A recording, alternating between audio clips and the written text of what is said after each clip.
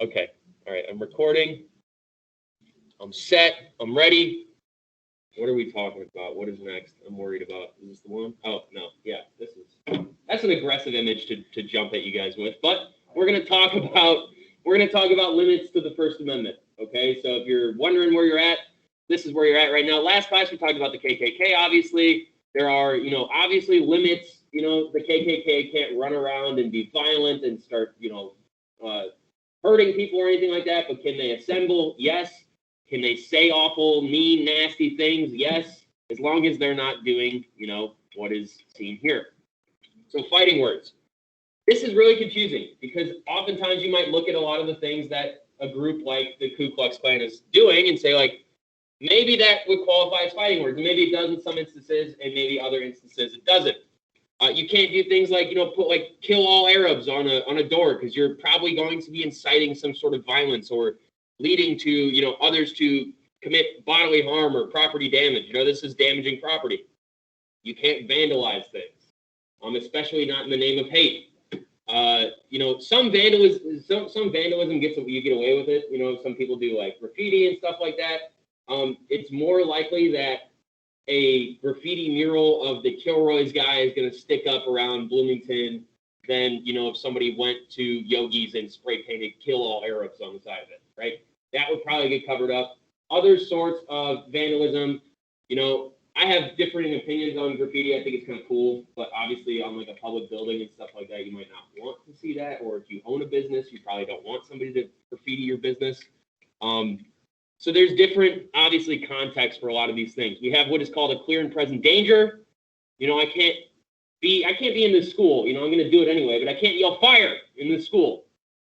Nothing happened, all right? We all know the context. But if I'm in the movie theater, I can't yell fire, right? If I'm in a crowd of people, I can't yell, shooters in the building, right? I can't yell that. I can't yell anything that's going to freak everybody out and maybe incite like a riot. It's not going to, throw people, have them running around, freaking out, stampeding each other. You can't do things like that, right? That is where you'll get in trouble. So if you ever went to the AMC, maybe nowadays there's only like 10 people in the AMC movie theater. But in the past, I don't know, when like Harry Potter was a thing and everybody used to go to the movie premieres for Harry Potter and it's jam-packed, if you're in there and you're yelling something like fire, that would present a clear and present danger that is not going to be protected under First Amendment freedom of speech, because you're going to lead people to panic and freak out. So just something to keep in mind. Now, this next slide is going to have an image on it that is going to feel pretty bold in the school setting. Approach it like adults, okay? Obscenity. And there's a reason why we're going to have this in the first place. So, things like, what is obscenity? It's kind of impossible to define, right? Community standards change over time. Some people say, I know it when I see it. With obscenity, this is like, with community standards changing over time, it's kind of getting at the idea of like your social norms. What do you view as like too much, right? And part of the thing that we're looking at here, again, is going to be, like what is allowed to be on TV, right? This is okay to be on TV, right? This, on the other hand, you probably got to go to HBO for that, right? You're not going to go to TBS and see like a full-blown, sex scene or something like that, right? Why do we deem, or Netflix originals, right? Limited time series. Why do we deem like violence, like shooting somebody? You can watch Criminal Minds. You can see people getting like, assaulted and stuff like that. People getting fights on TV. Why do we deem that is okay, but in regards to something like sex, why do we deem that as obscene? And there's a big reason for a lot of this stuff, and I think that you could probably guess it. Questions of like, should nudity and violence be allowed on TV? Why this bad? Why is this bad? And why is this okay? Right? Should these things be allowed on TV? Should you be allowed to say the F word? Should Dave Chappelle be allowed to throw the N word around in his skits as much as he wants? These are questions to ask about, the FCC, about, the way that TV is regulated. These are questions, is sexting a crime, right? What do you think all these things relate back to more than anything else? Who is at the helm of all this stuff? Who are we trying to protect with all of this? Children, exactly that, right? Everybody in this room has probably seen a TV show with like a sex scene in it, or has seen a Dave Chappelle skit, or has seen Key and Peele, or I don't know, has seen any sort of thing that involves a lot of violence, and you're fine. Now, if your 8-year-old brother or sister, or your 6-year-old brother or sister, or your little cousin or somebody got on TV and was seeing all these things, their parents would probably not be okay with that, right? It's a regulation that a lot of it kind of relies back on, what is going on with the children. And that's what all of it's about. I can go on TV, and if somebody says like the F word or something, I'm like, oh, I've heard that before. Now, a 7-year-old might see that on TV, and then all of a sudden your 7-year-old sister or brother's running around the house screaming the F word. And you're like, where'd you see that? And they're like, Comedy Central. I don't know. Right? So a lot of this stuff does relate back to like what audience is being protected. Same reason some of the stuff that we'll talk about, like Eminem famously said, the FCC won't let me be, or let me be me, so let me see. They try to shut me down on MTV. Famous quote, right? Why are they trying to shut him down on MTV? Well, for you and I, it's probably not going to matter what Eminem says on MTV. But if you are a child and you're seeing what Eminem's saying on MTV, it might be a little bit different. So something to keep in mind. Moving forward, some other things too. This is near and dear to you all, not the flag necessarily, but the story, right? The Confederate flag being banned at South. You saw that, the kind of the backlash that comes with that.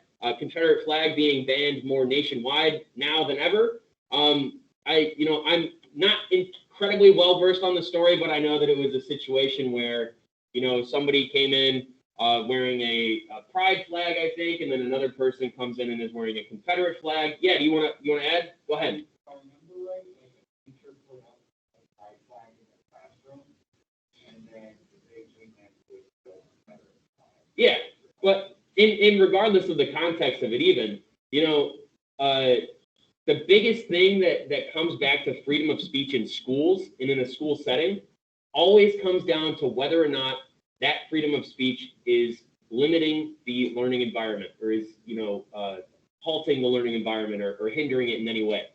So if, in retrospect, in a southern school, somewhere more south than, Bloomington, Indiana, somebody might have been able to get away with walking around with a Confederate flag if nobody made a scene about it, if nobody cared. But at South, obviously somebody does that, and it causes issues. And when it did cause issues, what do you think it did? What happened to the learning environment? Stop, right? It's messed up. There's gum in the cogs, right? Things are all messed up. The same reason why you can't walk around the school with a shirt that just says like the F word on it, like just cause. I got like 7 at home. I can't wear them. It sucks, right? Now, the reason why you can't is because, you're going to look at that and some people might be distracted by that. Things like that might distract the learning environment. Some people have made arguments in this, and it's not necessarily something we need to cover too much, but some people have made arguments, well, and this happens all the time. Well, if the Confederate flag's being banned, why is the gay pride flag being banned? And that's always something that's brought up. I feel like a lot of those people are overlooking the context of both things. The context of the Confederate flag, regardless of how you feel about it, whether or not you're one of those people that's like, it's my heritage, whatever you might think, I'm in no way here to tell you to think anything, but I'll tell you right now, the context of the gay pride flag is something that is associated with like equality, right? It's associated with furthering gay rights. It's associated with probably more positive things than you would imagine the Confederate flag is associated with. Whether you think the Confederate flag is a heritage thing or not, you cannot deny that the Confederate flag has roots and has a historical context associated with it that ties back to the Confederacy, that ties back to issues of the Civil War. These are two things that are happening at different times. They are not the same thing. Though, obviously, you can make arguments for and against all you want. What you'll see in the school setting is that is the same kind of idea that the Supreme Court and other, school administrators are probably going to take as a stance on this. We also had the school newspaper in Indiana shut down, a teacher fired for publishing article on gay rights. Does anybody know about that one? Did we hear about that one? I don't want to talk on that one too much because I tried to visit this link to learn a little bit more about it, and I couldn't find anything on there. I think the link is dead. So instead, I think we could talk about, we could talk about Roncalli, right? The situation there with you have a teacher who's kind of outed as being part of the gay community, and then the teacher is fired, right? That leads to a bunch of lawsuits, but you have all those weird things that go in together, like the confusion that comes with a Catholic school and like what a Catholic school is allowed to do, what a private school is allowed to do versus a public school. You find that speech and limitations and rights and things like that do differ between all three of them. As far as censorship goes, this is the restriction of speech by the government, the FCC again. The FCC won't let me be, says Eminem, right? He's coming out and he's directly talking about the Federal Communications Commission. These are the people who are in charge of monitoring radio. They're in charge of monitoring TV broadcasts. They issue fines for violations. If you don't know George Carlin's 7 words, I can't say them here, obviously. Look them up on your own time if you want. They're, George Carlin's interesting. Has anybody ever heard George Carlin? Yeah, he's a pretty abrasive comedian, but he's pretty funny at the same time. He, whether or not George Carlin would be as revered in modern times, I don't know, but, for his time where he was around, very, very interesting guy to listen to. Very funny, too, but very, very abrasive. That is where you can look up his 7 words for sure. But yeah, why? What about the FCC? Why? What about the First Amendment? What is the deal here? Why is the FCC allowed to do this? Why is the FCC created? To protect who? The children, right? That's what it all comes back to. You and I, looking at TV as adults, we're probably, has any of you guys ever looked at TV and been like, man, I cannot believe that they just said the F word on TV? Have you guys ever done that? No. But if you're a parent or if you're an adult, you might fall into that category because you're going to look at this and say, like, what if the children saw this? Now, more than ever, children have access to things on the internet. They have access to things on social media. They have access to things on TV, right? So why? What about the First Amendment? Well, another thing is that, your First Amendment doesn't always reach into, what these individual companies can do as well. You have to think. For example, what's the lady? Gina Carano, right? Anybody saw that story? Yeah. We'll talk about her a little bit. Everybody's all up in arms. What about her First Amendment rights? What about them? Well, what about them? Does it matter if Lucasfilm wants to fire her or not? No. And part of the reason is that because you are working for some of these companies, if Lucasfilm looks at that and they say, well, maybe what she's saying isn't really good for our company, our profit, our stocks, that's justification to fire somebody there. Is she going to get arrested for it? No, she is protected under her First Amendment rights. Yeah. Is she allowed to say that stuff? Yeah, she's totally allowed to say that stuff. Is Lucasfilm allowed to fire her? Yeah, they're totally allowed to fire her. And that's just the way the world works. Looking at this, Howard Stern fined more than $2.5 million FCC violations. Now he's on XM radio. Anybody know anything about Howard Stern? You ever see Howard Stern? I'm not going to say he's in line with Carlin, but he's also a very abrasive person. His TV show or his radio show can be really interesting to listen to at times, but other times, he says some pretty offensive things, or he goes out of his way, or at least he did for the longest time, actually made it a point to go out of his way to get FCC violations. Part of the reason is because it's better press, it brings more people into his show. Now he's on XM radio. Howard can kind of say whatever he wants, right? Because he's on XM radio. The thought process is that, again, if he's on public radio, who can hear? Everybody, including who? The children, right? And it all kind of comes back to that.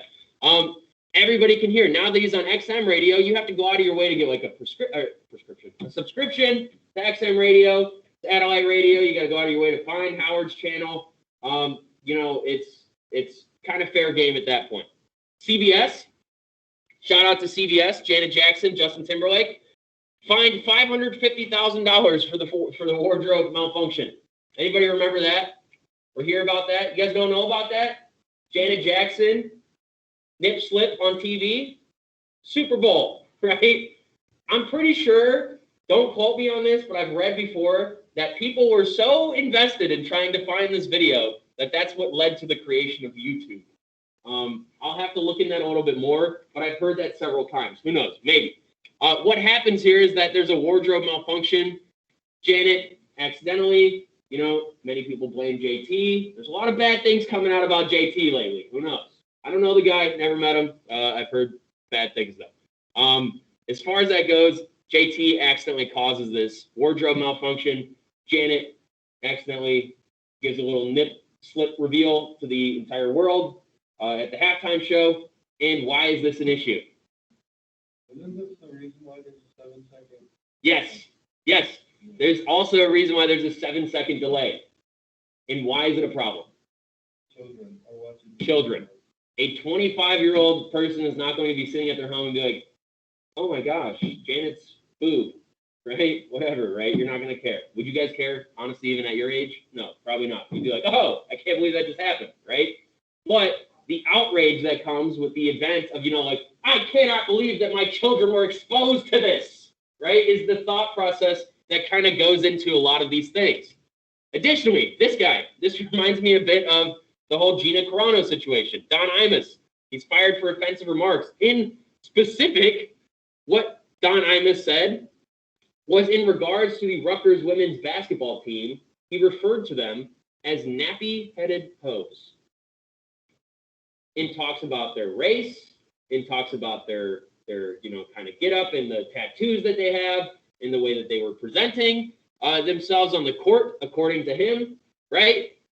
Did he violate his First Amendment freedom of speech? Can Don say that? Is old Donnie Boy allowed to say stuff like that? Just disregard that for a minute and just think about the First Amendment. Is Donnie allowed to say it? Yes. Yeah, could you say it? Should you say it? No. Can you? Yeah. Did he say it? Sure did. Did he get fired? Yeah. Is he allowed to be fired? Yeah. Right?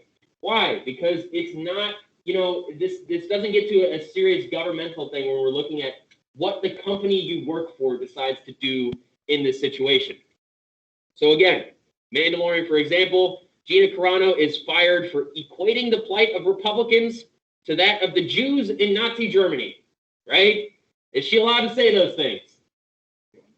Yeah. Do you, Gina? Say whatever you want.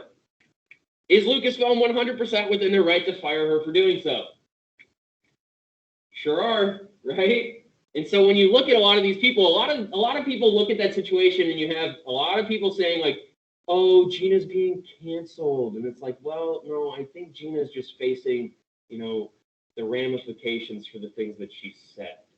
So that's definitely something that plays a role. The company is allowed to fire you, especially if they deem your actions as something that's going to hurt the company's profit, right? You see that all the time, okay? So something to keep in mind. Gina's not going to jail.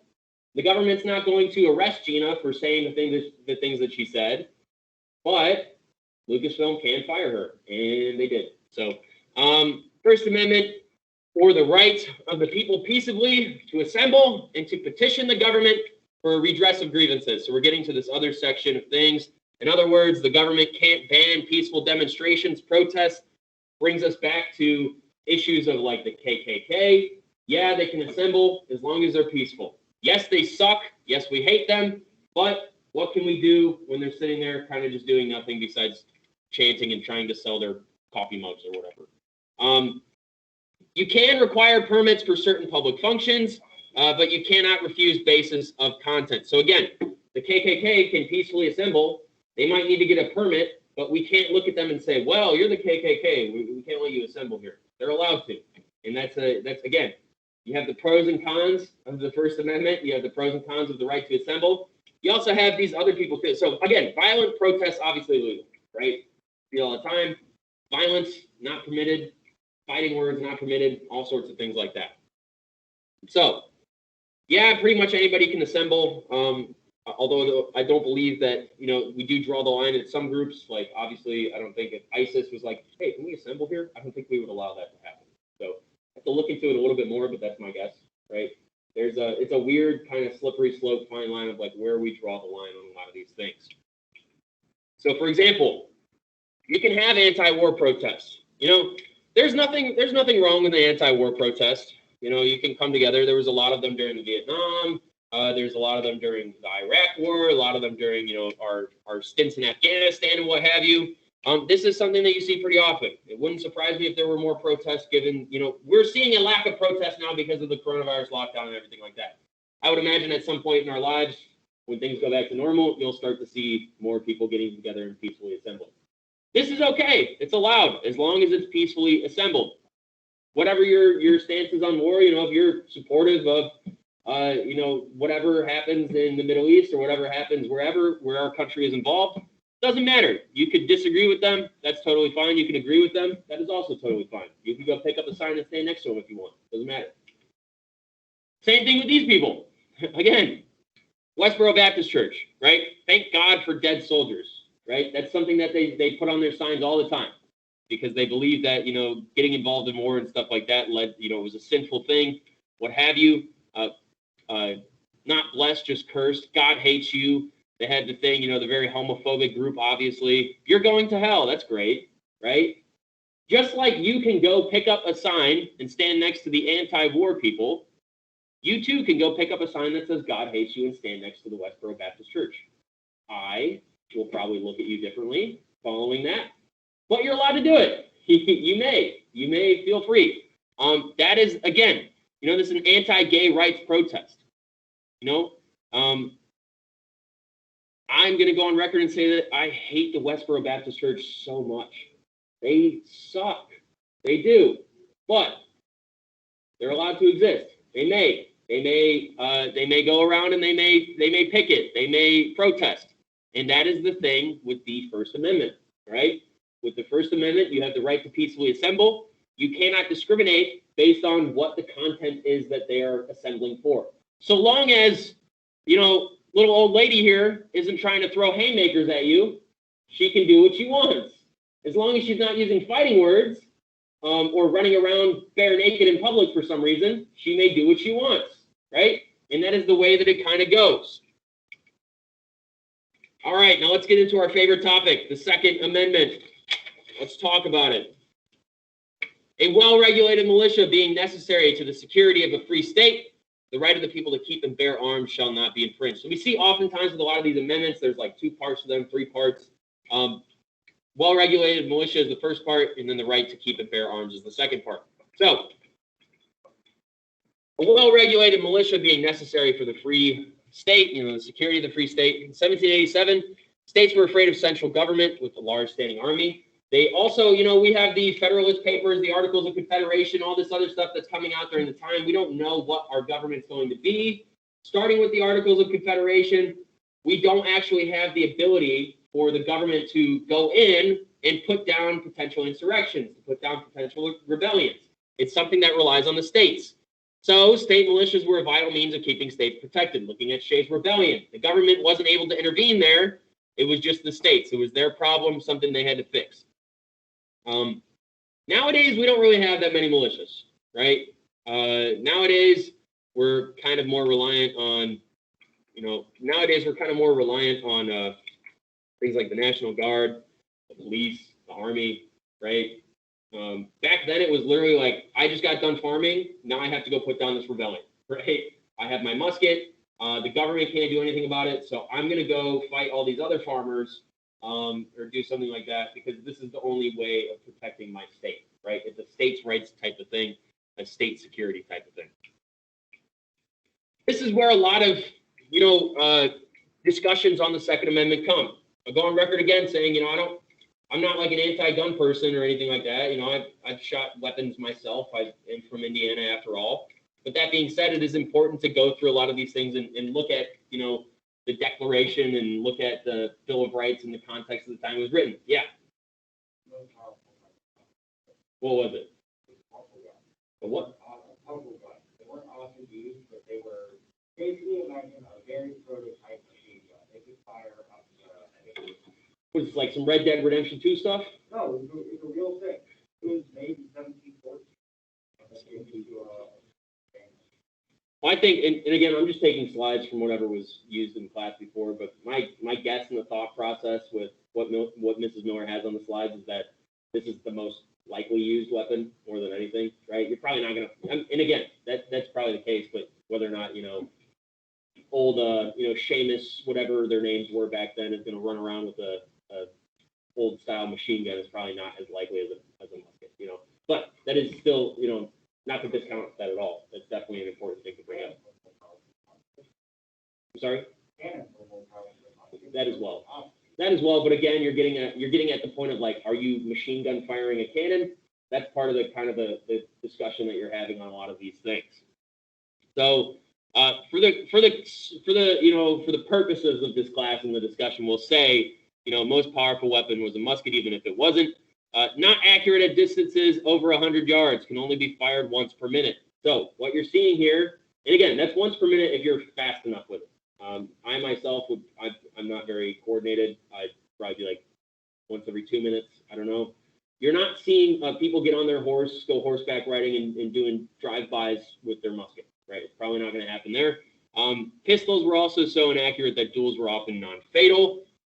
I challenge any of you today to grab your partner or your friend and say, hey, let's have a duel, and I'll give each of you a Beretta, right? We'll see what happens there compared to what happened with Alexander Hamilton shooting his gun up in the air and accidentally basically shot by somebody who was just probably like this. It doesn't really matter. A lot of those pistols back then were not very accurate. And sometimes, when you did get shot with them, it was like, more often than not, a lot of times you're also dying from infection and other kind of crazy stuff like that. So either way, again, let me just go ahead and say this isn't me making an argument against or for anything. I don't care what your thoughts are on the Second Amendment either way.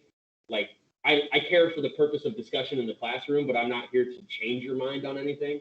Not at all. But it is still important to look at these things and consider these things in your debates. Whether or not you fall on this side or this side, this is a controversial issue in the United States. It always has been. It probably always will be.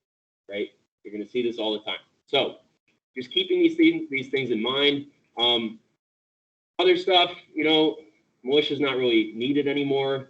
Police, National Guard, Army, all these different people are kind of in charge more than anything else.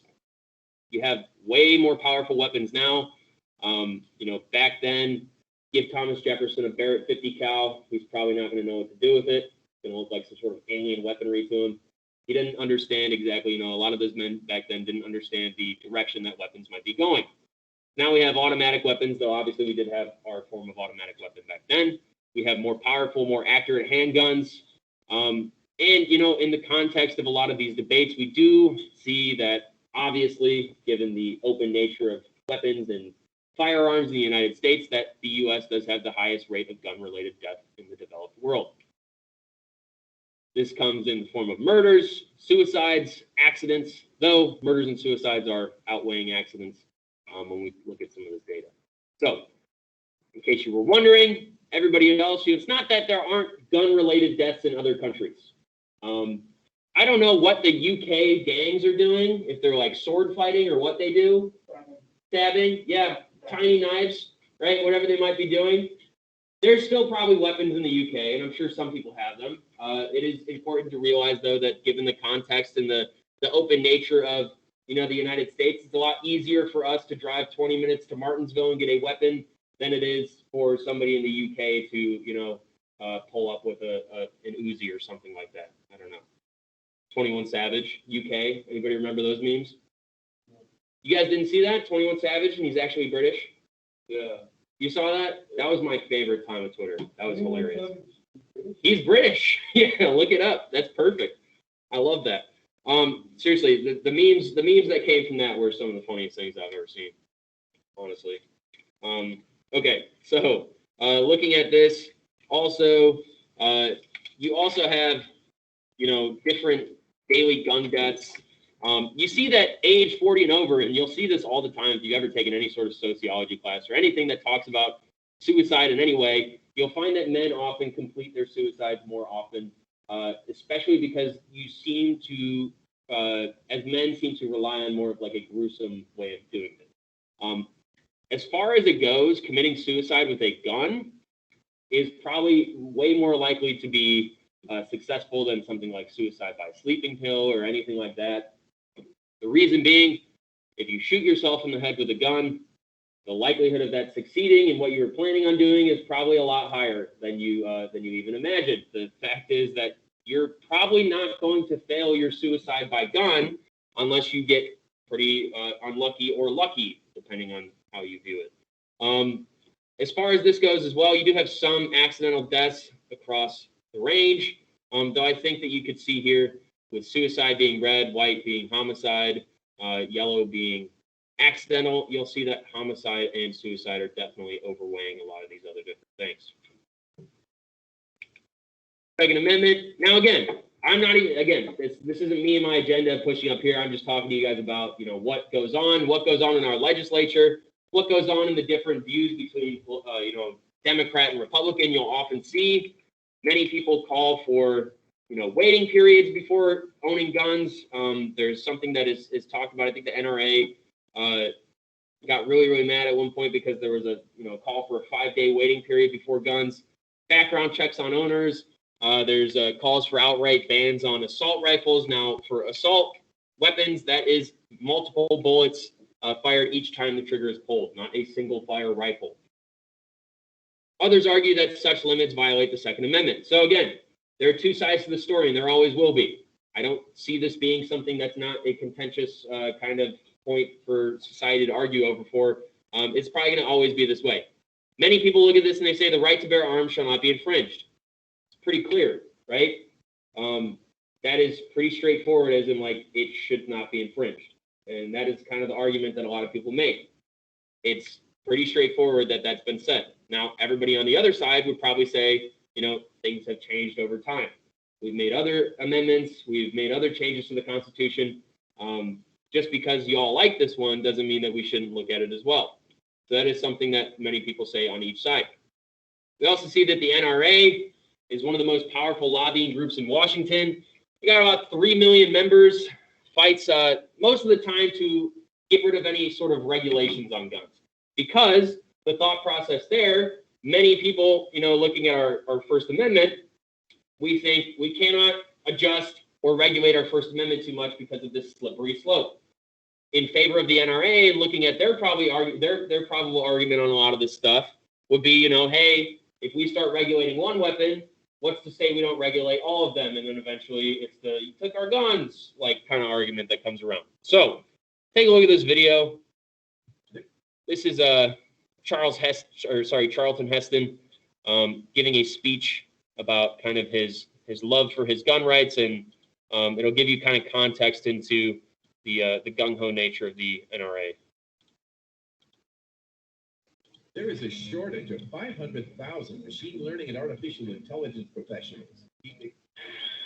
Every time our country stands in the path of danger, an instinct seems to summon her finest first, those who truly understand her. When freedom shivers in the cold shadow of true peril, it's always the patriots who first hear the call. When loss of liberty is looming, as it is now, the siren sounds first in the hearts of freedom's vanguard. The smoke in the air of our Concord bridges and Pearl Harbors is always smelled first by the farmers who come from their simple homes to find the fire and fight, because they know that sacred stuff resides in that wooden stock and blued steel, something that gives the most common man the most uncommon of freedoms. When ordinary hands can possess such an extraordinary instrument, that symbolizes a full measure of human dignity and liberty. That's why those 5 words issue an irresistible call to us all, and we must. So,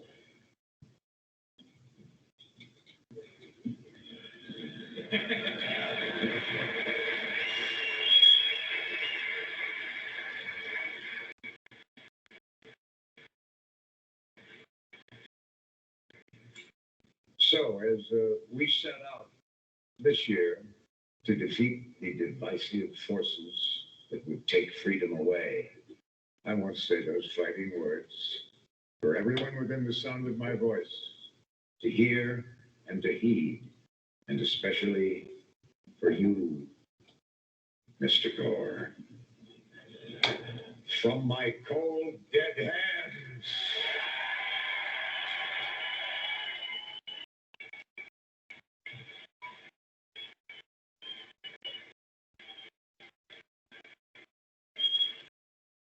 Pretty good speech, honestly.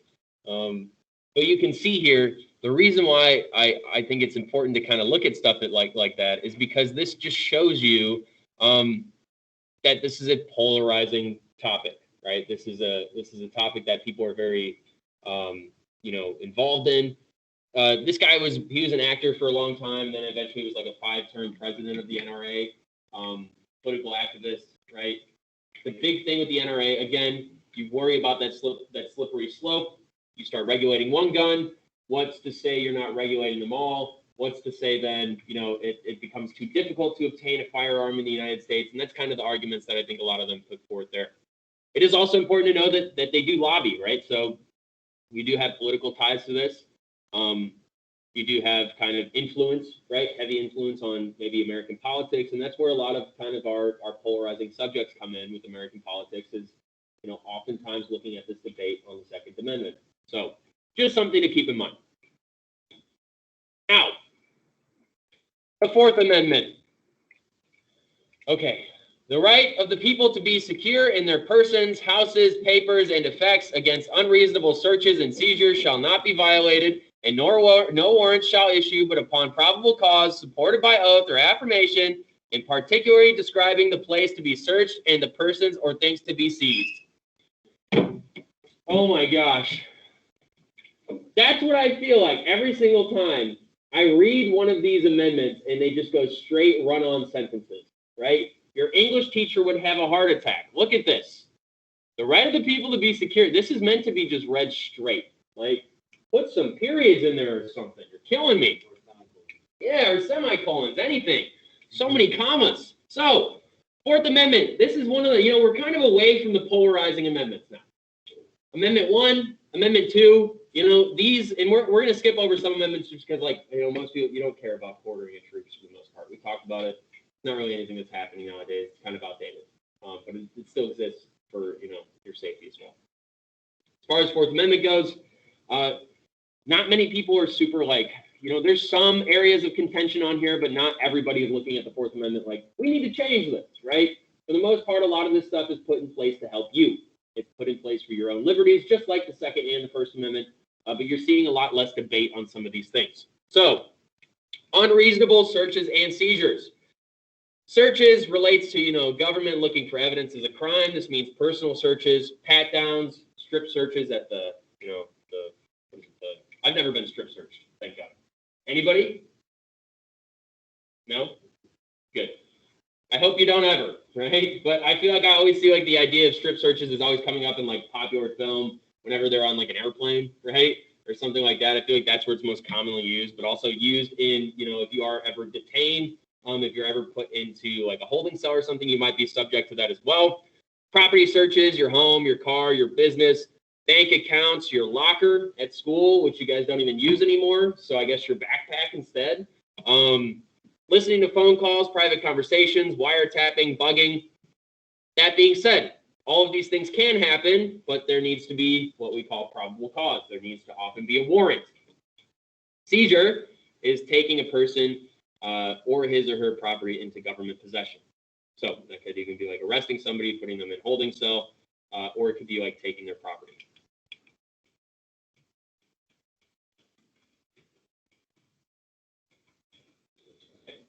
So if there's going to be any debate on the Fourth Amendment, it's usually about what is reasonable, right? What is reasonable? What is probable cause? How do we define those things? Oftentimes they're kind of loosely defined, and sometimes that can be good, for your own safety, and other times that can be problematic, especially looking at some of the issues with maybe policing in the United States. Above all, a warrant must be obtained. So a warrant is that legal authority to search or arrest, usually granted by a judge. police justify and advance their search or arrest. So police can't just like run into every single house because they want to, right? You see it all the time. See, I've been watching, I told you guys, I think before, I'm watching The Sopranos way too much. Every single time the police show up to Tony's door, the first thing he says to them is, warrant. You got a warrant? No? Then go away, right? The police are always like, we're out of here to be nice, you know, and he's like, get out of here, right? Has anybody seen The Sopranos? Watch The Sopranos. Really good. You guys are old enough, so the FCC is not going to get mad at you, okay? Hard to define exactly what probable cause is. The legal standard for search or arrest, hard to define exactly, so there's a kind of a reason to believe that someone has committed a crime. That's what you need. That could be things like a witness, visible evidence, right? All these sorts of things. One of the greatest interviews is back when that guy, I forget what his name is, but he's standing outside of McDonald's and the lady runs out of the house and goes to him. And she was like locked in the basement for a long period of time or something. Either way, he's talking about that. His witness statement would be probable cause for the police to be like, you mean a girl came out of that house and ran over to you and said that she was locked in a basement? And he's like, yeah. Then the police are probably going to be like, all right, let's go in that house then, right? The police can do that. That's where probable cause could be a good thing that can protect people. It would be a big issue if somebody ran out of the house and was like, I was just locked in that basement. And the police were like, we need to get a warrant to figure this out, right? Maybe we'll go get some coffee or something in between. That would be an issue. Or if you heard a gunshot and the police were like, what was that? Firecrackers? I don't know, right? If they just ignored stuff like that. Or if you saw a burning building and the police were like, we'll be back. Just hang on. We got to go get a warrant to come in, right? That would be an issue. So probable cause, you know, things like that can be good, but other times they can be bad because they are hard to define exactly. So you do run maybe into some issues of improper policing, maybe issues of improper use of probable cause, or, you know, creating probable cause where there maybe is not probable cause. So that could be a problem as well. But I would say for the most part, this is probably the most, you know, debated thing when it comes to the Fourth Amendment. Other than that, most people look at the Fourth Amendment and they're like, okay, this is good. You know, we don't want the police wiretapping us and searching our homes and our lockers and doing all these other things without reasonable evidence, right? Reasonable suspicion. So again, here, when it comes to these warrants, it's particularly describing the place to be searched. So it has to be specific, right? It has to be specific. It also means that, you know, they have to list exactly what they are looking for. Exactly what they're looking for. So if I'm going to search, you know, somebody's home, I am looking for cocaine. I don't know. And I get in there and all I find is marijuana. That's a problem, right? The reason why that's a problem is because you then need to go back and kind of get a new warrant to, you know, maybe seize that material right there.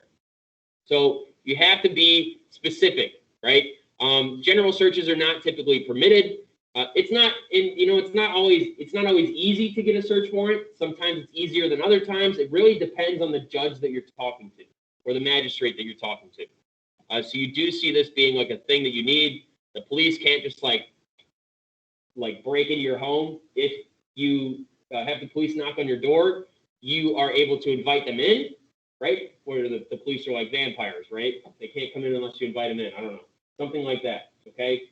But they need a search warrant if they're going to do anything of that nature. We have a couple of things that we'll touch on before the end of class, but we won't go too deep into it. We have this exclusionary rule. So this is one way that the courts enforce the Fourth Amendment with this rule. The rule provides that evidence obtained through a violation of the Fourth Amendment is generally not admissible by the prosecution during the defendant's criminal trial. This gets us back to our old friend, Mr. Cocaine and Guns. You guys remember him? He's pulled over. The police arrest him. The scene is clear, but they did not get a search warrant. They did not, you know, properly follow the Fourth Amendment. So even though our boy has cocaine in his car and a firearm, and they take that and they try and charge him with something, they can't because that's not admissible in court. Now I'm sure that they just disposed of the gun or firearm or whatever, and they just probably confiscated it. But they can't do anything criminal with him They can't charge him with a crime. So he just gets off with like what, probably like a speeding ticket or suspended license. So he maybe got, community service or something. I don't know. Has anybody ever been pulled over with a suspended license? I've never had one suspended. Maybe. Oh, okay. Do you know what happens? If I remember right, you have to go to like driving school.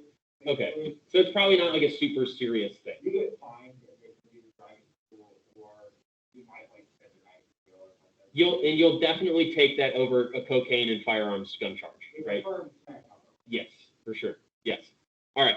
So I think that is what we'll stop at today. So we've done a decent amount of stuff on here, and we'll finish up the Bill of Rights next class.